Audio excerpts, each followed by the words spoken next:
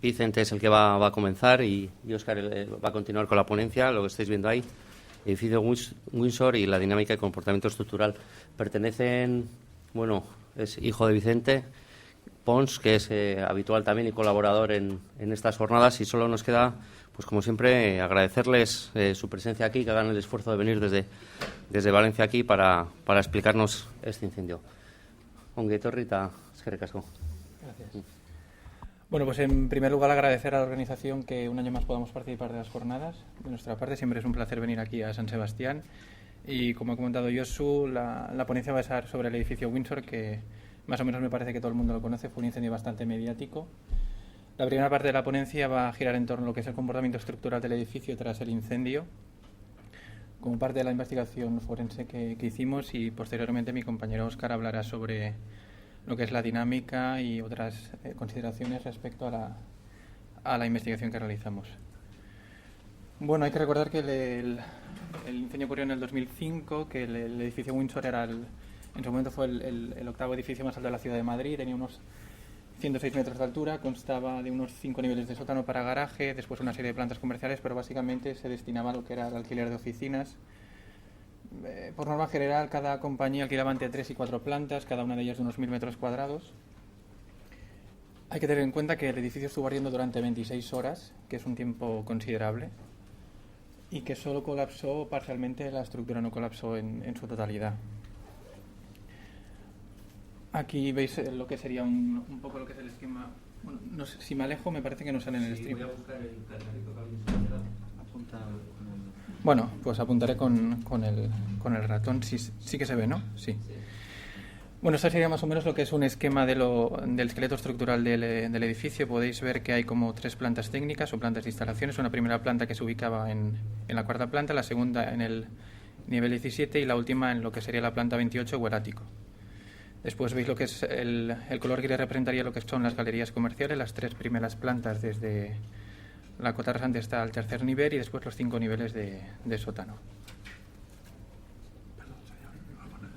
Ningún problema.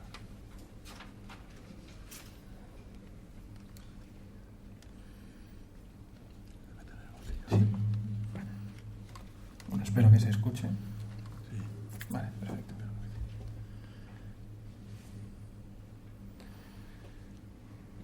Sigamos.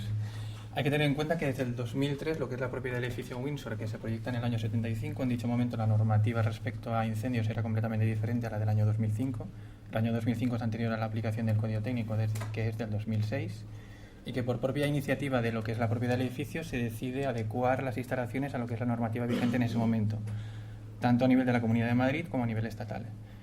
Entonces hay que tener en cuenta que las distintas obras de reforma incluían, por ejemplo, lo que son nuevas escaleras de incendio sectorizadas, después sectorizar lo que eran las escaleras, las plantas y el sótano, después mejorar el revestimiento de RF de patinillos y instalaciones, y después sustituir completamente lo que es el muro cortina. Hay que tener en cuenta que el muro cortina, que cuando uno ve un edificio con muchos ventanales, que puede ser muy bonito, el muro cortina lo que propicia es que los elementos estructurales en una misma pieza, en un mismo módulo, puedas tener lo que es la ventana y el sustento estructural.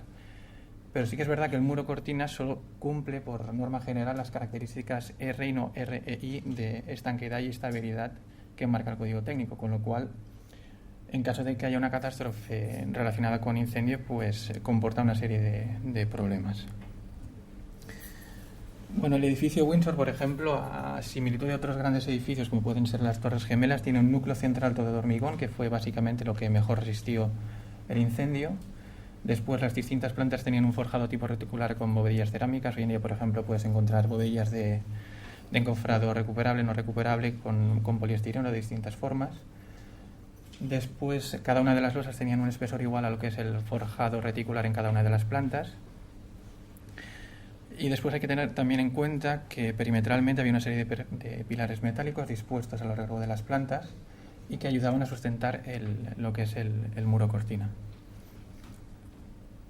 Aquí veis, por ejemplo, lo que sería la distribución tipo de una planta del edificio Windsor. Veríamos aquí el núcleo central, después las alineaciones de los pilares apantallados, aquí por la cara sur y aquí por la cara norte. Y si bien es cierto que ese núcleo central o ese núcleo de hormigón está un poco excéntrico, está más centrado respecto a lo que es la dimensión corta de la planta, y la excentricidad se nota más respecto a lo que es la dimensión más grande de la planta tipo. Esta, por ejemplo, es la planta tipo entre las plantas 17 a 27, después de la segunda planta técnica. Esta, por ejemplo, es una imagen que se ha sacado de la simulación computacional que se hizo, que posteriormente nos hablará Óscar. Veis, por ejemplo, lo que es la diferencia entre lo que es la planta tipo y lo que es una planta técnica. Hay que tener en cuenta que las plantas técnicas, por norma general, muchas veces se usan como refugio de los ocupantes en caso, por ejemplo, de un incendio. De ahí que, primero, estructuralmente resistan mejor, no tiene el condicionante de que como no va a tener un uso de oficina o otro uso, por ejemplo, bien comercial o bien de otro tipo de uso para personas, la distribución no está tan condicionada. Hay que tener en cuenta que principalmente se destinan a alojar las instalaciones. Aquí ves, por ejemplo, lo que era el nuevo muro cortina que se estaba sustituyendo. Bien, de cara a lo que es el comportamiento del hormigón ante el fuego, hay que tener en cuenta que para lo que es evaluar la seguridad residual de una estructura de hormigón tras un incendio, depende en gran parte de la adherencia de las armaduras, sobre todo en la cara externa.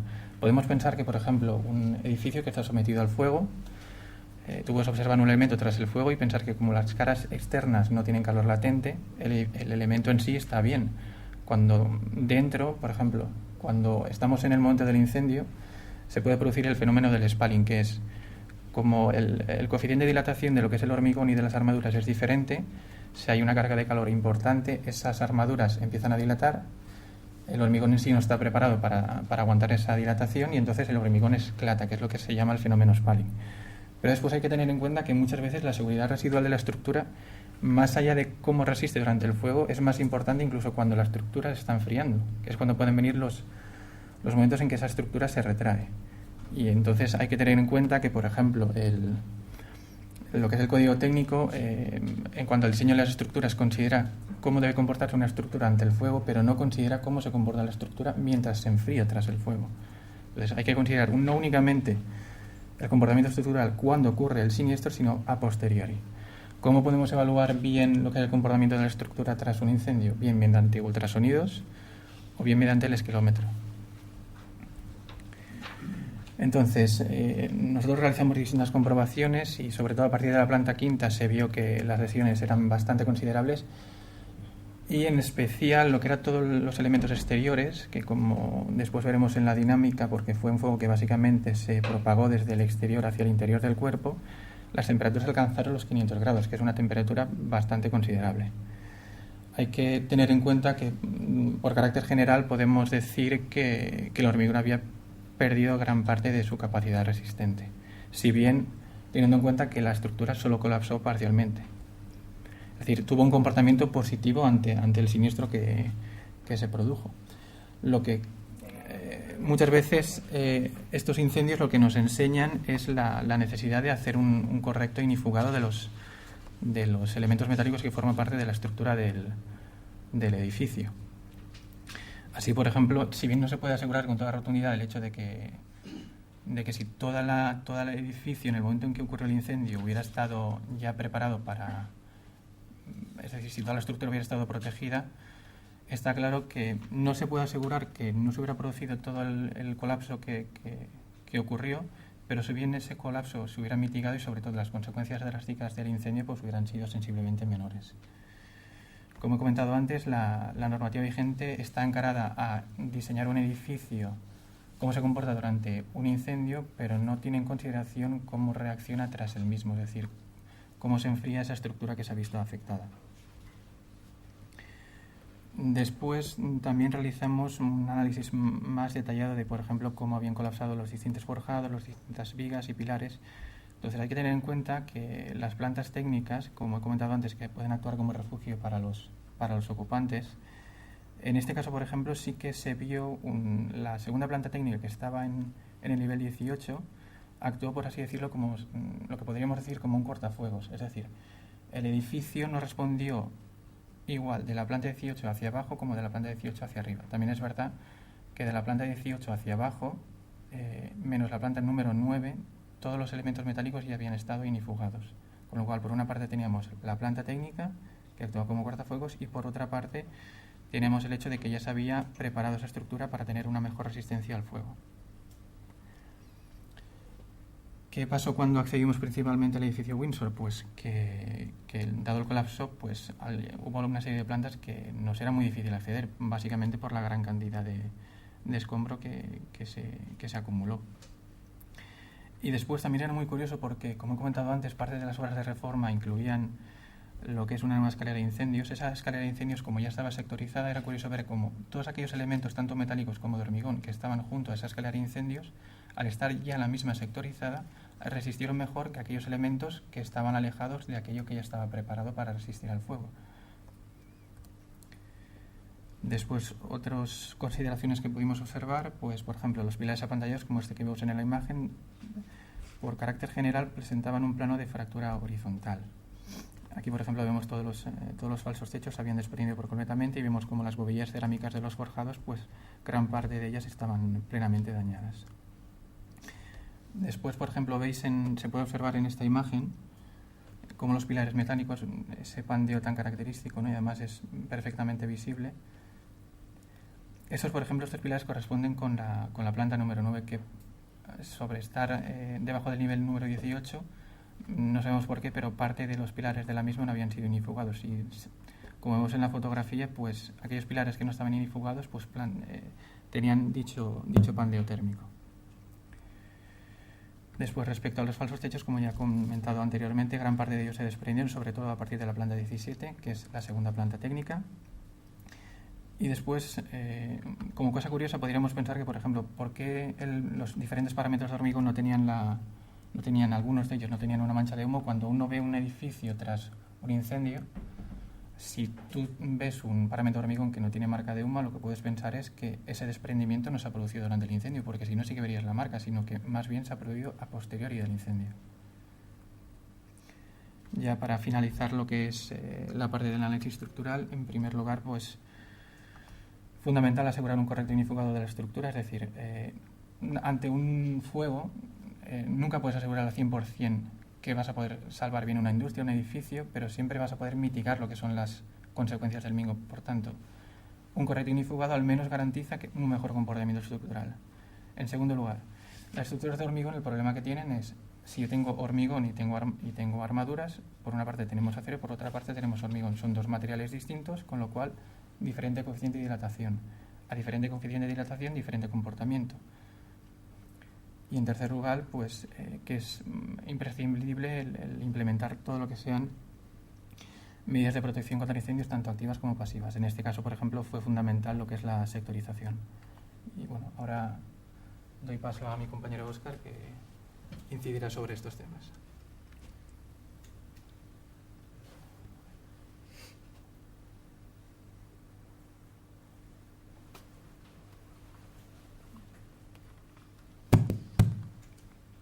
Bien, una vez estudiado el comportamiento estructural del edificio y en concreto la estructura del edificio Windsor,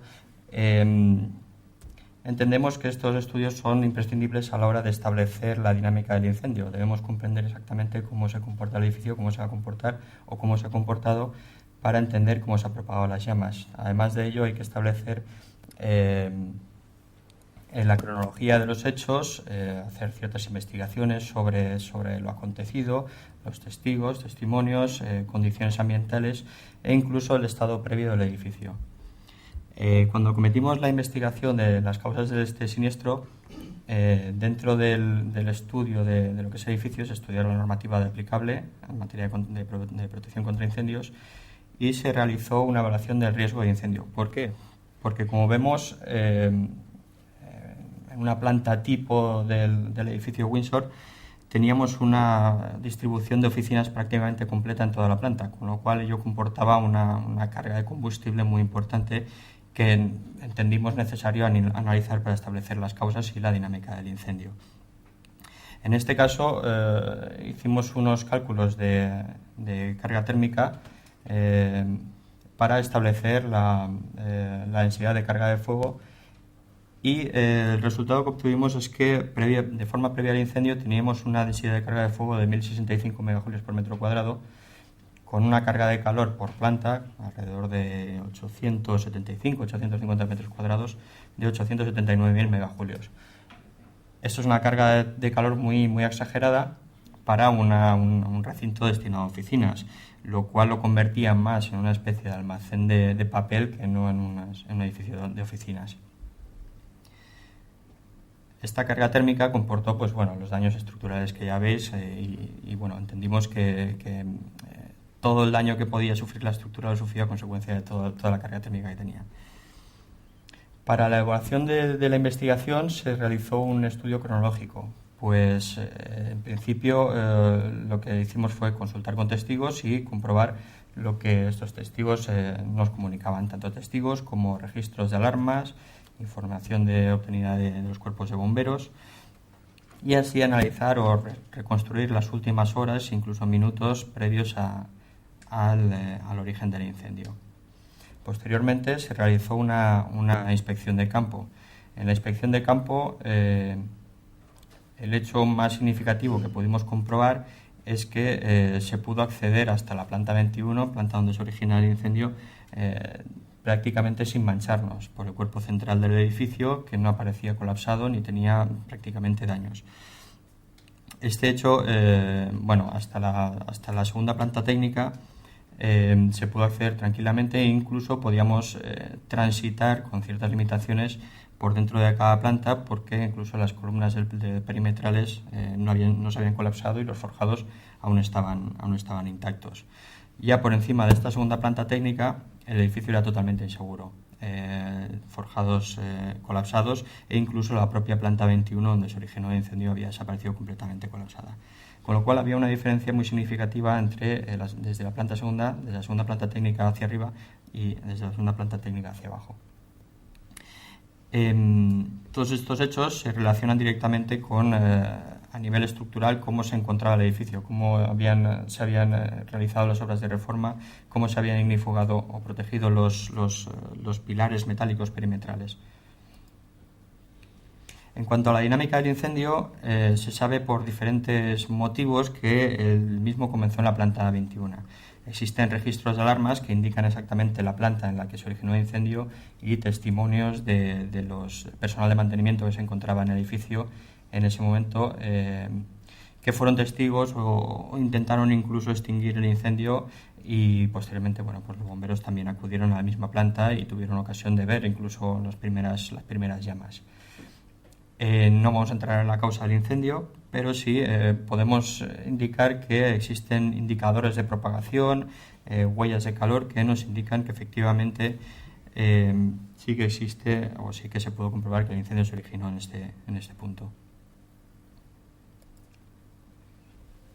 Una vez tuvimos constancia del punto donde se originaba el incendio, e incluso supimos el despacho en el cual se originaba el incendio, realizamos una reconstrucción por medio de testimonios y con la comprobación de otros despachos no afectados en plantas inferiores de cómo estaba distribuido un despacho de este tipo. Estos despachos tenían un acceso por medio de una puerta y dos ventanales que recaían al muro cortina. Aparte tenían un falso techo sobre el cual se distribuían las instalaciones propias de la planta de oficinas. El interior de cada despacho disponía de dos puestos de oficina y multitud de armarios con su carga térmica y su papel.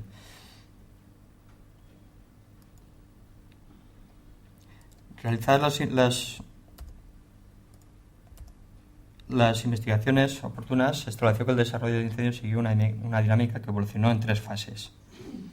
La primera es el desarrollo del interior de la oficina en el que se originó. En el momento en que se origina el incendio, saltan las alarmas y el personal de mantenimiento se personó a los pocos minutos delante de la puerta de la oficina. El fuego evolucionó en principio de una forma lenta, como en un recinto confinado, acumulando humo, no autoextinguiendo, pero sí no permitiendo que se extendiera el fuego de forma muy efectiva, dado la carencia de oxígeno. Y esta primera fase del incendio concluyó con el acceso de la primera persona de mantenimiento que intenta extinguir el incendio. Al parecer, esta persona subió al lugar sin la llave del despacho, luego tuvo que bajar, volvió a subir. Bueno, pasaron unos ciertos minutos en los que el incendio se estuvo propagando en la habitación, y cuando llegó a intentar abrir la puerta lo consiguió, pero esa puerta no se abrió porque al parecer puede ser que alguna moqueta o algún objeto interrumpió la apertura de la puerta. ¿Qué ocurrió? Que no llegó a abrir la puerta, pero tampoco pudo extinguir el incendio. Al abrir la puerta, lo que ocurrió es que hubo un aporte de oxígeno que avivó el incendio. Avivó el incendio de tal manera que este incendio entró en una segunda fase. Esta segunda fase, lo que ocurrió es que el falso techo de la habitación, del despacho donde se originó el incendio, a consecuencia de esa mayor carga de calor generada, rompió el falso techo. A través de este falso techo se evacuaron los humos calientes, los gases calientes, y a través de la puerta que estaba entreabierta, se alimentó el incendio con aire limpio, con lo cual existía cierto efecto chimenea que empujaba todo el fuego, todo el calor hacia el falso techo, el cual estaba comunicado entre todos los despachos. No había ningún tipo de sectorización en la planta. Esta segunda fase del incendio acaba con la llegada de los bomberos. Cuando llegan los bomberos, encuentran ya un incendio extendido en la planta que afecta a uno o varios despachos, pero que está totalmente extendido a nivel de falso techo, con lo cual al parecer se ven ciertamente impotentes para extinguir todo el incendio, y ocurre alguna circunstancia que no les permite apagar el incendio en un primer instante. Es en ese momento cuando se alcanza la tercera fase, que es la rotura de las ventanas, lo que permite un aporte mayor de oxígeno, una entrada mayor de oxígeno, de aire limpio, y el incendio se propaga de forma mucho más efectiva a toda la planta, generando focos secundarios en otros despachos y propagándose en todo el recinto.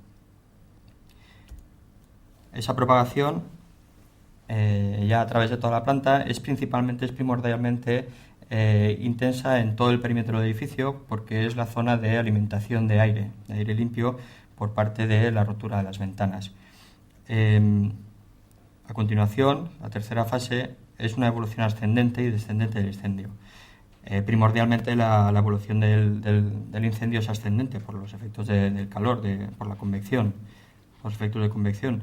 Calor ascendente, a través del muro cortina, hizo un efecto chimenea y provocó la propagación a las plantas superiores, provocando más daños. Y descendente por la afectación de elementos combustibles, la caída de elementos combustibles y la falta o la ausencia de estanqueidad del muro cortina, donde incluso se veían caer elementos como aluminio incandescente a cotas inferiores. En las fotografías que vemos como, por ejemplo, en una fotografía previa tenemos una afectación en esta cota de 2 plantas, y posteriormente observamos que existen otras plantas en cotas inferiores que están mucho más afectadas o que comienzan a tener afectación por la caída de estos elementos incandescentes. ¿Vale? Es decir, tenemos que principalmente la propagación en el incendio es en sentido horizontal en toda la planta a través del falso techo, dada la ausencia de sectorización, que el cuerpo central no se vio prácticamente afectado por el incendio, dado que este cuerpo central sí que estaba sectorizado respecto al resto, con lo cual tiene un comportamiento muy diferente, y que en sentido ascendente y descendente a través del muro cortina se favoreció esta propagación.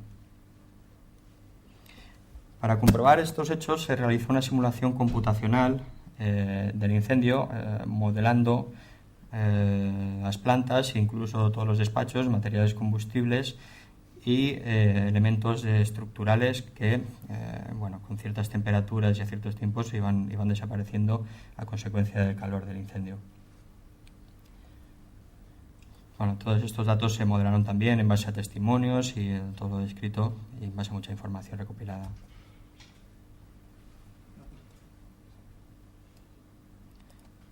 Podemos ver, si os parece, una simulación de la planta del punto en el que se originó el incendio. Vamos a ver diferentes fases. La primera fase de origen del incendio. Llega un momento que rompe el falso techo y el incendio se extiende rápidamente a varias oficinas.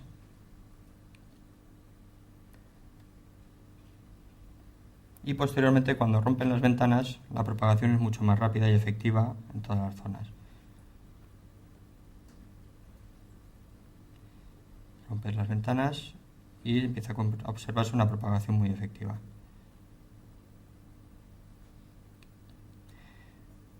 Una vez tenemos un efecto ya de flashover, de combustión generalizada, el incendio pues prácticamente se propaga de forma muy súbita.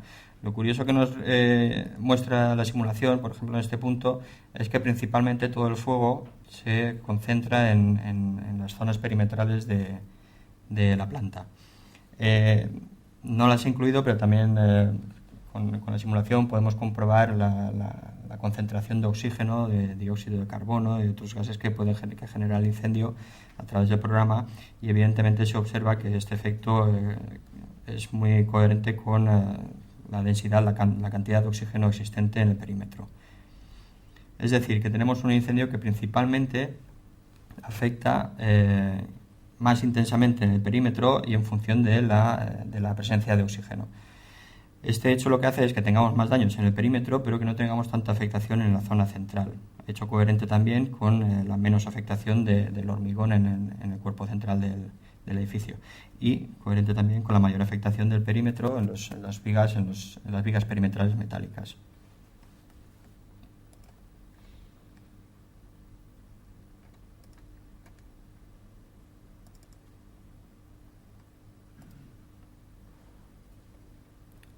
Esto es una simulación en el propio despacho donde se origina el incendio, donde veremos cómo al romper el falso techo la propagación de las llamas es por medio de este mismo falso techo y posteriormente a través de las ventanas del muro cortina se propaga el incendio en sentido vertical.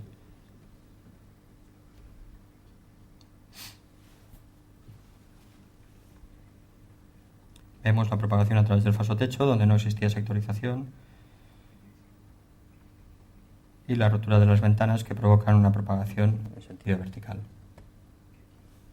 La limitación de este tipo de simulaciones es que no pueden provocar focos en cotas inferiores.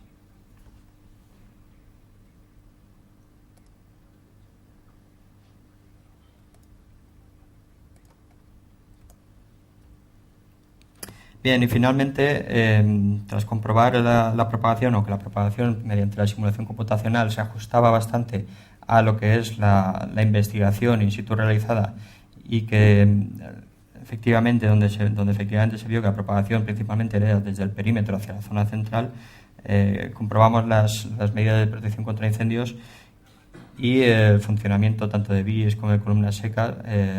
Comprobamos que funcionaron correctamente. E incluso vehículos de bomberos que tenemos constancia que estuvieron en la zona, pues tenían capacidad suficiente como para impulsar el agua hasta las cotas más altas. En cuanto a las medidas pasivas, también las que estaban aplicadas vimos que funcionaron correctamente. Por ejemplo, protección de pilares perimetrales metálicos en los puntos donde estaban protegidos actuaron correctamente, y que el cuerpo central de hormigón, sectorizado también correctamente con puertas cortafuegos, también resistió perfectamente el incendio. Es decir, que los efectos de la dinámica del incendio son coherentes, o los efectos de colapso estructural son coherentes con la dinámica del incendio y con las medidas de protección contra incendios aportadas. Finalmente, lo que se observa es que en el edificio Windsor tenemos un ejemplo de todo lo que se debe hacer y todo lo que no se debe hacer, o del funcionamiento de las diferentes medidas de protección contra incendios, cómo funcionaron de forma correcta y cuáles no funcionaron de forma correcta. Es decir, la investigación, entendemos que una investigación de un incendio es fundamental para establecer las pautas generales en las que debe ir encaminada la protección contra incendios, y cómo deben adoptarse estas medidas y cuáles son cuáles son, cuáles, son menos aconsejables. además vimos que la introducción de plantas o elementos intermedios como plantas técnicas o plantas fuerte que refuercen estructuralmente el edificio pues es interesante. Sin más, gracias. Esto es todo. Gracias.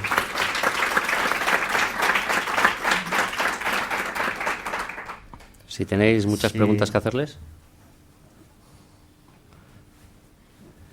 Estaba comentando sí, por eso. No, estábamos comentando con Vicente el hecho del falso techo no compartimentado, que aquí también hubo casi un incendio de transmisión parecido, aunque está un poquito más cerrado, y era el mismo efecto.